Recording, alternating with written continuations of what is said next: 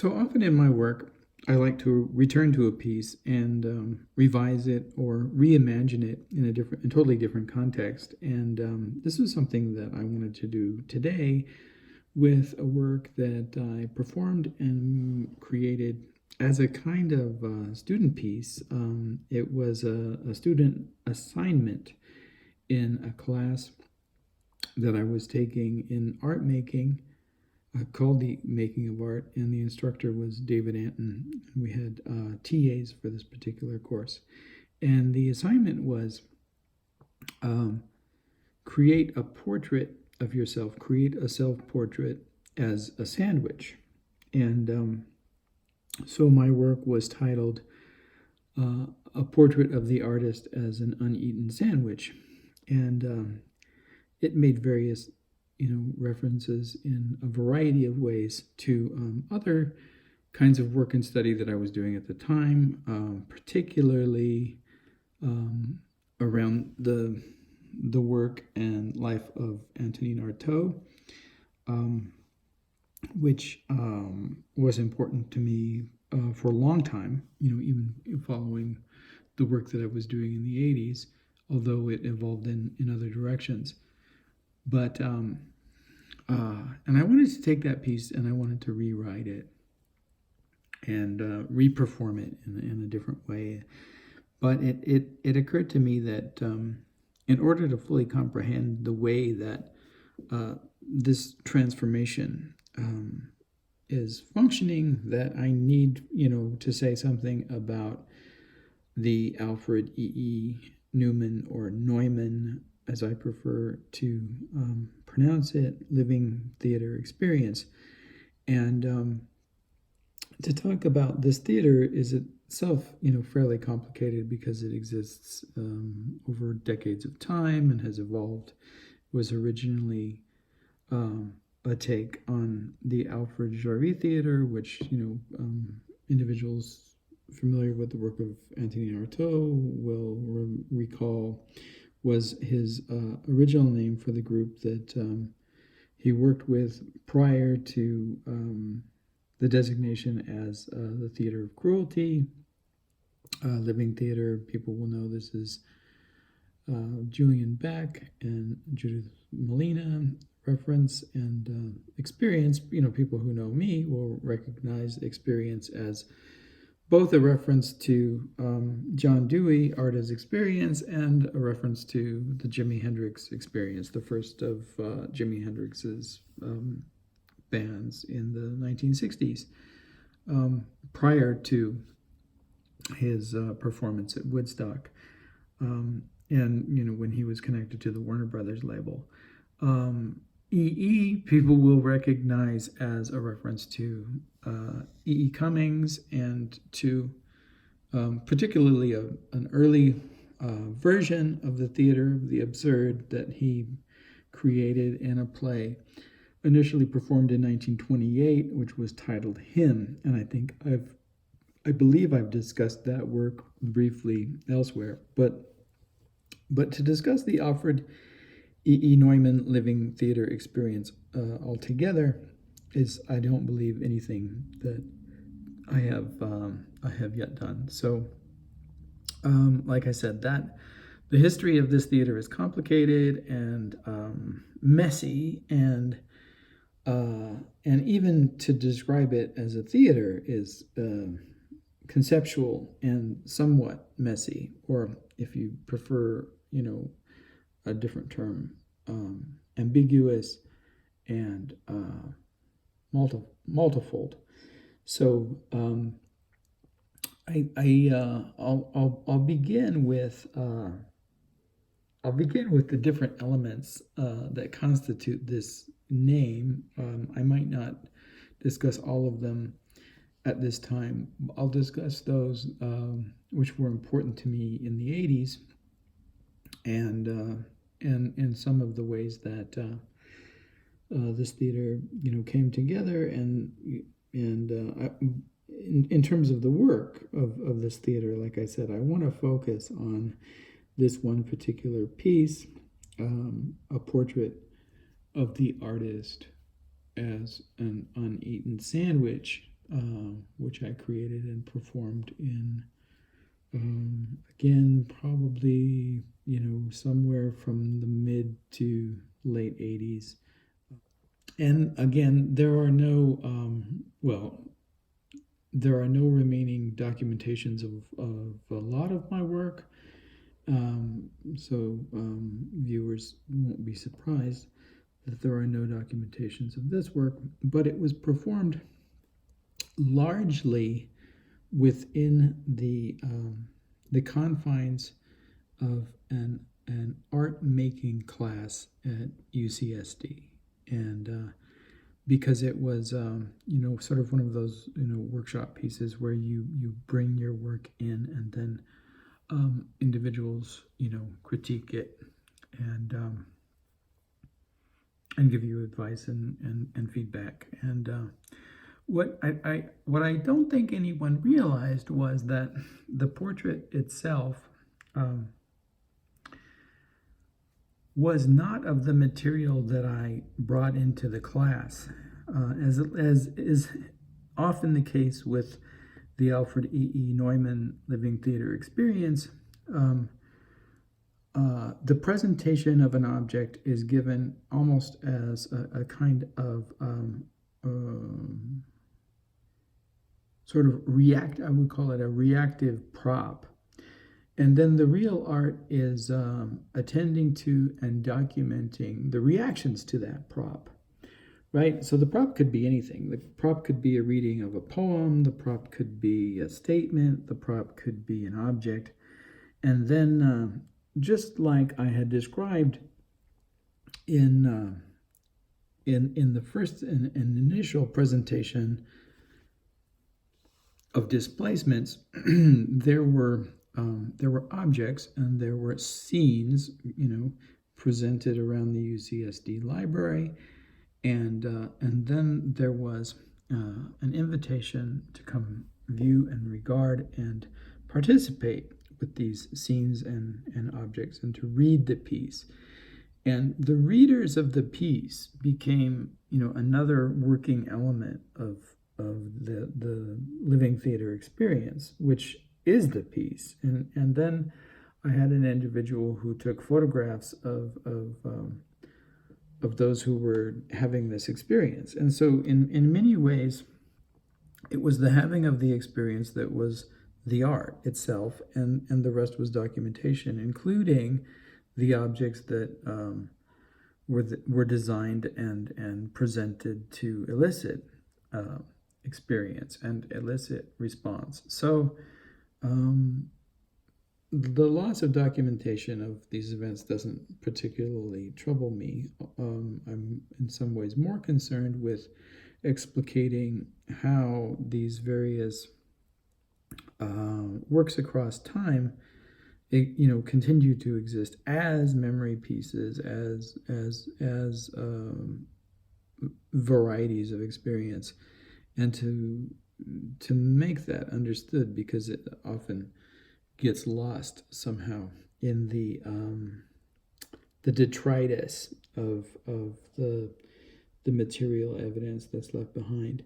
But this piece was very much the same, and so this object was designed to elicit the response and experience of the object.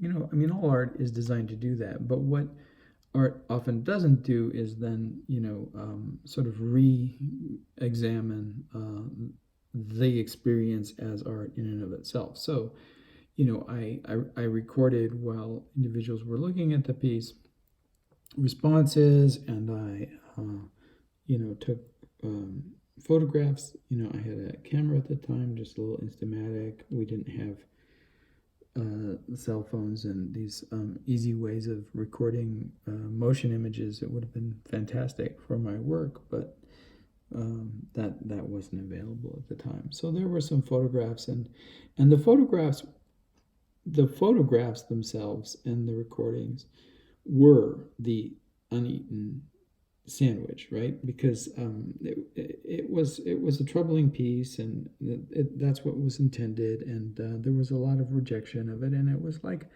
Uneaten because it was undigestible in a certain sense, and that was intended as a metaphor and as matter.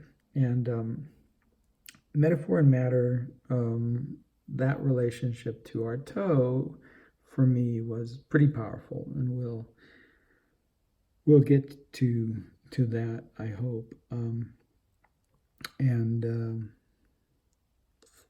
And we'll see if we can proceed from that moment. So I'll start with references and explication of the EE in this theater's title, and go from there. And I'm not beginning there for any particular reason other than one has to begin somewhere, and we may as well begin with the E.E. Cummings piece. So, as I mentioned before, this reference to E.E. Cummings is not only because he was an experimental and avant-garde poet, but known for, right, the play of the visual appearance of the letters and words on the page, and the way that those letters and words, say, play out almost theatrically or dramatically the content of the poems. And that seemed to me already a kind of theater that I was interested in. A theater, that might not look like theater, didn't have actors, but had letters and words, sort of performing, dancing, dramatizing across the stage of the page. And so every page of an E.E. Cummings play is already a kind of theater, or at least if one metaphorizes it as such, it can be taken that way. So not only because of that, but also because of this play that he created and first had performed in 1928, called Him. And in his program note description of this play, it's clear that he is articulating a sort of meta-theater. And it was this meta-theatrical aspect of this piece that initially, gained my interest and became, in part, a model. And then this gave rise to certain problems, which I'll address a little bit more extensively. But I'll just read the program notes that Cummings provided. Warning: Him isn't a comedy or a tragedy or a farce or a melodrama or a revue or an operetta or a moving picture or any other convenient excuse for going to the theater. So in this sense, he shares almost with Alan Capro and Capro's definitions of the happenings, like, let's abandon this idea of our understanding of theater. Like, not only, for Cummings was it all of these old forms that this thing was not to be, comedy, tragedy, farce, or melodrama, revue, or operetta, but also, like, not only the forms were going to be different,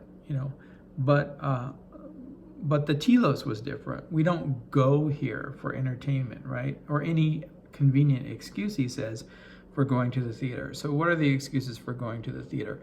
Pleasure, distraction. Aristotle will tell you the purging of negative emotions, right? That's what the definition of tragedy is. Presumably, comedy, if you take Freud seriously, it has this psychological function that's not dissimilar to tragedy, which is, for Freud, comedy is always the release of unexpressed anxieties and particularly aggressions. And so that at heart, not only the joke, but any form of comedic interaction is an expression in socially acceptable terms of aggressions and negative emotions that otherwise don't have a convenient and productive outlet, right? So again, a kind of a purging. If you take others' work on the nature of comedy, such as Bergson, seriously, then comedy also, has this ultimately almost a conservative function, that it points out to the follies and types of behavior that are unacceptable, and it does so in a way that is in some sense pedagogical, and in any case Cummings is telling us that we don't need to worry about all of that, because we're not in need of any excuse for quote unquote going to the theater. So in this next section of the program notes, he's also basically in line with Allan Kapro's ideas regarding the happening, in that they're kind of a space of play for adults, in the same way that certain child fantasy games and performances in the sort of world as sandbox is a performance space for the child. So this is how it continues. Cummings writes, in fact, it's a play, so let it play with you. And then what follows, interestingly, is this kind of, I would say, personification of the idea of play, that takes on these metaphorical figures of dance and of like a predatory animal, and various sort of other interpretations. Let it play with you. Let it dart off and beckon to you from the distance. Let it tiptoe back and snap its fingers under your nose. Let it sweep up at you from below or pounce down on you from above. Let it creep cautiously behind you and tap you on the back of the neck. Let it go all around and over and under you and inside you and through you. Relax and give this play a chance to strut its stuff. Relax. Don't worry because it's not like something else. Relax. Stop wondering what it's all about. Like many strange and unfamiliar things, life included, this play isn't about. It simply is. Don't try to describe it. Don't try to despise it. Sorry, my mistake. Don't try to despise it. Let it despise you. So already, like the suggestion of criticism coming in, and that's something I certainly play with when I do the piece, a portrait of the artist as an uneaten sandwich, anticipating the rejection of the sandwich, and allowing that rejection to become an element that inspires the motivation of the real drama, which is the rejection of the sandwich itself. So don't try to enjoy it, let it try to enjoy you. Don't try to understand it, let it try to understand you, etc. So a couple of things interesting seems to be happening in the theater, and then as it elaborates itself and calls attention to certain ideas like fourth wall and the space itself, and the characters are named him and things like this, that there are some connections with Kapro in terms of the rejection of forms and functions of theater. I was saying that there are some connections that you can make with Kapro's idea. I'm cleaning up. My dog was outside, probably ate some weeds or something, and then he vomited. And so I'm in the act of cleaning this up. That's why I interrupted the discussion. He was getting sick. So there are some elements of the Cummings description that very much fit in with the idea of the happening. And then there are aspects to the meta-theater that are clearly outside the happening. So, for example, I'm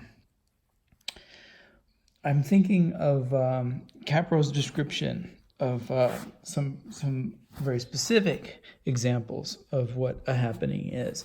And in Soap, I recall that part of the description when he gets to day 2, which involves smearing jam on an automobile and then cleaning that automobile, allows for the option of taking it to a car wash.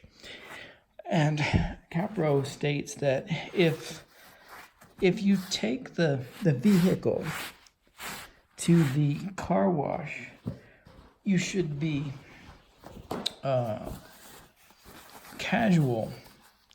If anyone questions and asks why the car is smeared with jam, and if you respond at all, he suggests that you don't respond self-consciously and self-reflectively regarding the performance, right? So there's he's requesting a certain kind of disingenuousness almost on the part of the performer to mask the fact that this is a kind of theater. And that seems to me that's very different from the kind of self-conscious meta-theater that Cummings is describing and seems to prefer, and that is often preferred by examples of meta-theater. So the unself-conscious play of the child is really what Capro wants to recover. And that was always somewhat problematic for me, more than somewhat problematic. And I wanted to reconcile those two things, the unself-conscious play of the child in the sandbox model with the playful sort of Tristram Shandy meta-theater that something like him represents. And that became a big part of the way that the Alfred E. Neumann living theater experience evolved.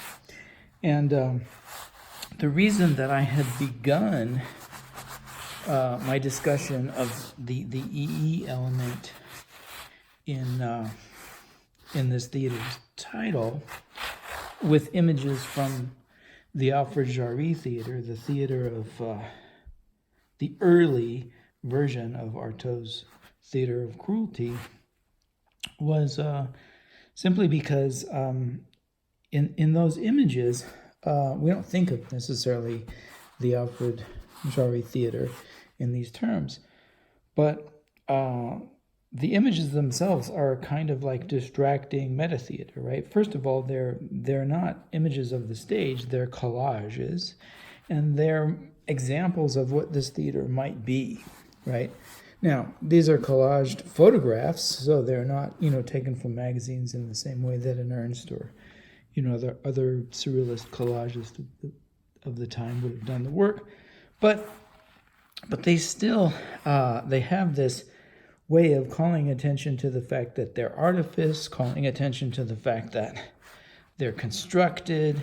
In one of the images, the performers are turned to the wall rather than facing the audience, so that's an interesting sort of meta-performative gesture. There's one is holding what appears to be the top of the head that is cut from the representation of the other figures. So there are these figures that their heads are cut off from the photographs, and they're presented as if they were performing without heads. And then the heads, in one image, a man is holding the head, and his knees are bent. He looks as if he were in the act of some kind of physical performance. Perhaps he's juggling the heads, which refers to another kind of theater, the juggler, and all of the ideas that surround the juggler, including the tarot reference and different other symbolic aspects of that. In shamanistic performances, the juggler is a figure as well.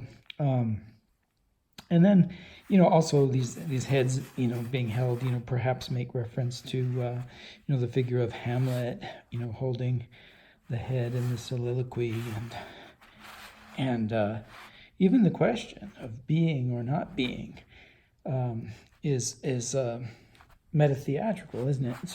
So I was interested in the way that these ideas could be reconciled in this particular version of this kind of theater. One of the things that I wasn't entirely willing to accept in Cummings' formulation of his meta-theater, however, was this idea that this was to be merely play. And there's a long history of that relationship between drama and play, which goes probably further back than Shakespeare, but is certainly there, and we've discussed it before. All of the world is a play, right? And what the ramifications of that idea, particularly if one imagines it is merely so. So, as the last act in this verbal performance demonstrated, we're if nothing else, always already being interrupted by the need to work. So why not include that work in the theater itself? And the last act provided an example of cleaning, and it relates also to what and by mere accident, in a way, I had already intended to speak of soap before Fiverr got sick. But by mere accident, that coincidence brought together the next movement that we need to discuss, which is that I wanted this theater to work. And the way that I wanted it to work was not unlike the way that Julian Beck and Judith Malina intended the living theater to work. That is, that it would have like a political torque, and it would inspire change, social change, and it would be motivated by ethics, a social awareness, and a need to change the structures of power. For what purpose? Well, like all good radicals and revolutionaries, the purpose of this change is to improve the lives of human beings and other entities that exist in our world. And this always seemed like a really good motivation to me for either theater or any other form of art. So I wanted it to work, and I wanted it to work politically, and in that sense that it would have content. It wouldn't be about nothing, but it wouldn't have any particular content. The content would vary according to its needs and our needs as we pass through this existence. So this was something that I wanted from the work as well. And in addition to that idea of work and moving the idea of theater from the stage, from the museum gallery, from the painting from the museum gallery, Malina and Beck did, share certain aspects of that zeitgeist with Capro. Often the pieces could be performed in the street or in a prison or in some setting that was quite a bit less conventional than the traditional theatrical drama space, that is, a stage. And so this idea of moving into the life of the world and not necessarily, performing for invited and paying guests was certainly going to be a part of this theater. But in addition to that, the work, the idea of the work and the change had this performativity element to it, that the very act of naming or verbalizing, or in this case, dramatizing an event was sufficient to bring it into the world. One thinks of Paradise Now, in which the act of undressing, right? So, disrobing the constraints of societal normativity was a demonstration and an act of a sort of self-realizing enactment of liberation, right? And very performative in that sense. And there were other acts as well. The ultimate act of liberation would have been if the theater had actually, removed the walls, the fourth walls. All of them are fourth walls, aren't they? Of the prisoners, whose cases, in some ways, they were appealing when they would perform in these unconventional spaces. And that's always, been for me something too, which is why my work has sometimes, occurred outside of public spaces, such as prisons or in prisons or institutions or hospitals or jails or courtrooms. All right, so obviously then I had a number of different, not necessarily competing models of what I wanted to do with performance and performativity, but of overlapping and at least partially contradictory models of what I wanted to do. And the way that I have attempted to resolve some of these contradictions or some of these failures of fit was through, set theory, and in particular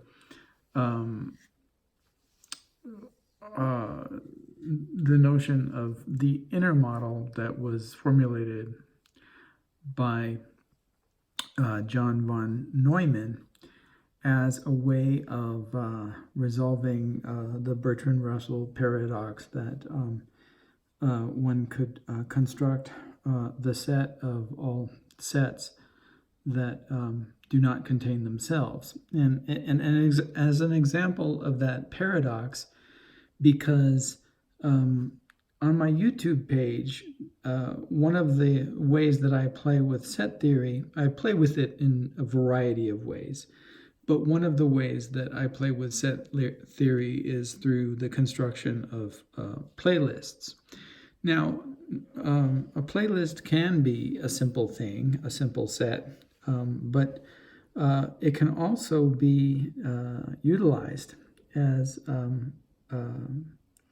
a kind of a machine, for playing with set theory itself, which is the way that I utilize playlists. And again, individuals who have been following my YouTube page and the development of the YouTube page and the way that examples of material forms move through and across playlists will be aware that this is precisely what it does. But for an example of the Russell paradox, you can look at the playlist deleted videos, and there is in fact a playlist called deleted videos among the playlists, and that playlist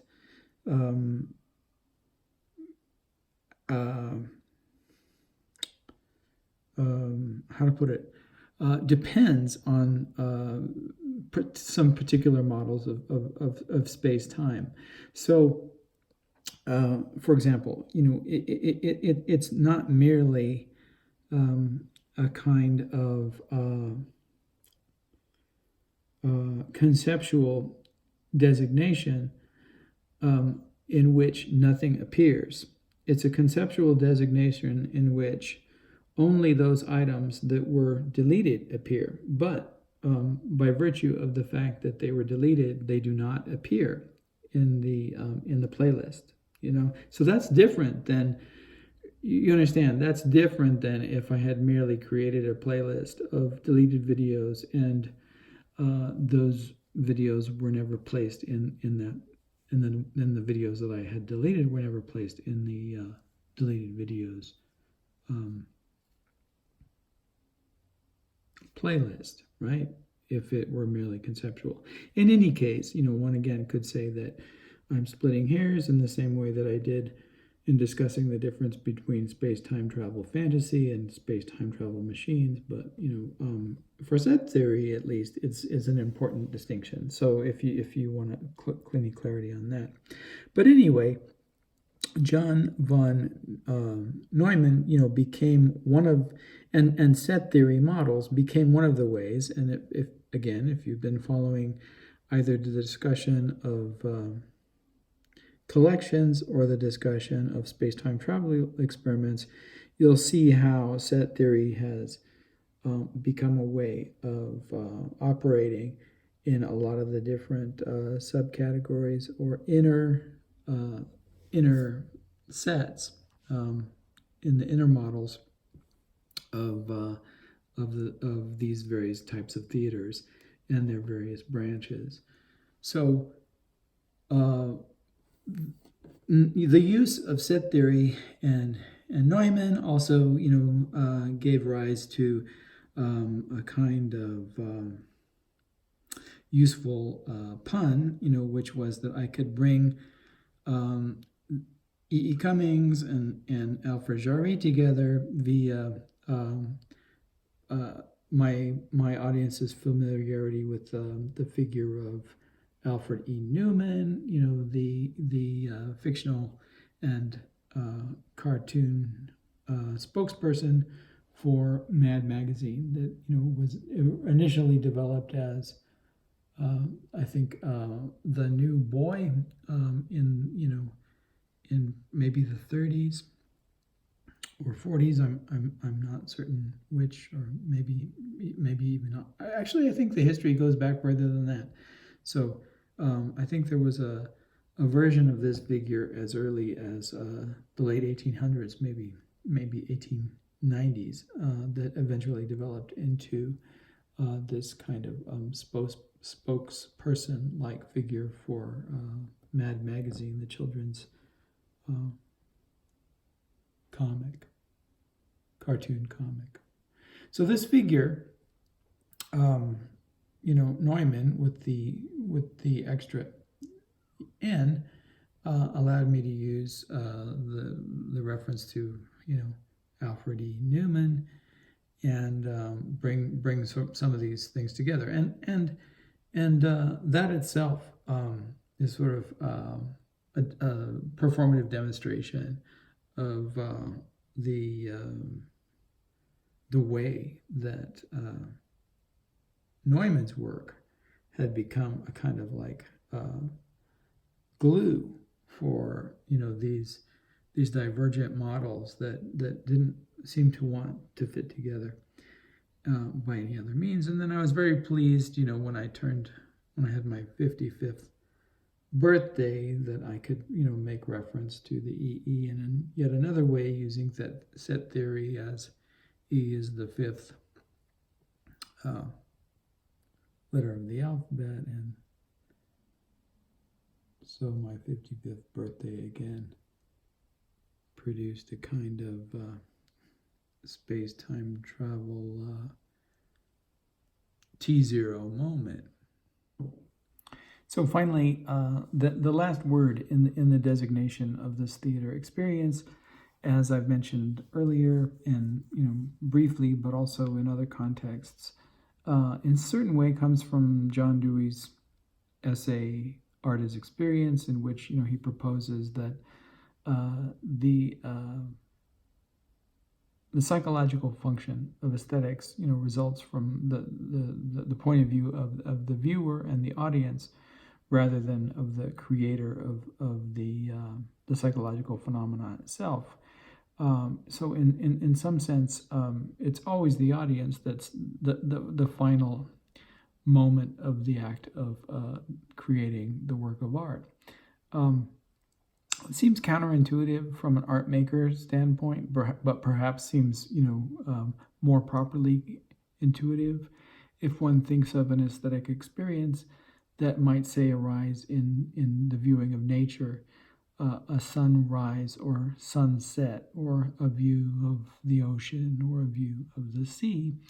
And that's certainly what Dewey has in mind. And what he also has in mind is that that experience isn't this continuous sort of.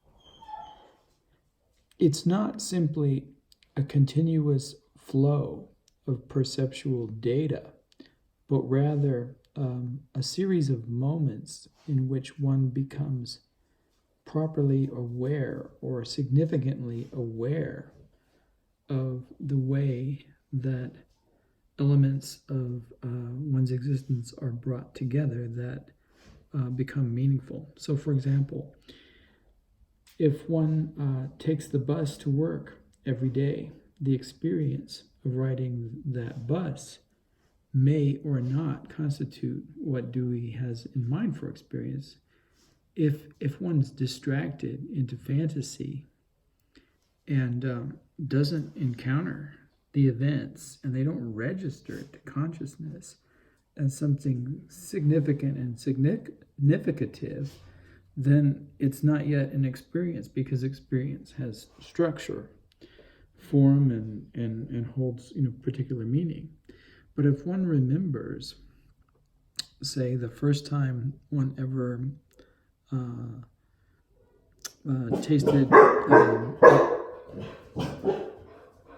a rooibos tea, or if one recalls a particular moment in a particular cafe drinking a particular kind of coffee, then that, in fact, does become an experience because it's marked and separated from the rest of the flow of perceptual data. And the lyrics that you're looking at here to the song, Are You Experienced?, by the Jimi Hendrix Experience, from the first album, self-titled, well, not self-titled, but titled with this track's name, Are You Experienced?, and from which presumably the band became titled, but very much describes this kind of experience that's separated and different, self-aware, in a way that the flow of perceptual data that comes to us as a matter of course isn't. So it requires, in a kind of sense that reminds me of the Zen notion of attentiveness, becoming aware of the events at hand.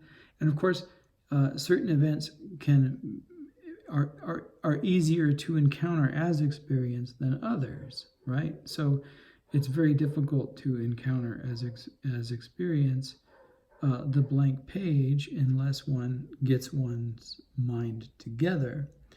On the other hand, watching the sunrise from the bottom of the sea is sort of profoundly unique experiential form. And although I've never had the resources to watch the sunrise from the bottom of the sea, I have spent 3 hours watching the sunrise from the time that the sky is still completely dark until one sees the flicker of light on the horizon, finally to that moment when the full embodiment of sunlight spreads across the land. And it's quite powerful to experience, and I recommend it. And for those of you who have the resources to some sort of breathing apparatus that would allow you to watch the sunrise from whatever type of bottom of the sea that is available to you, I recommend that as well. But the idea that a kind of meditation or a kind of attentiveness is required, getting one's mind together. And then this other interesting idea that, come across to me suggests that there's an I and a you, or an I and a thou, and that that this is a social interaction, that experience, is an interaction between entities. Now, whether those entities are necessarily, that we require both of them to be human or not, is a question. But one certainly needs some thou to place there. And then the holding of hands, again, like re-emphasizing this physical gesture of belonging and the event.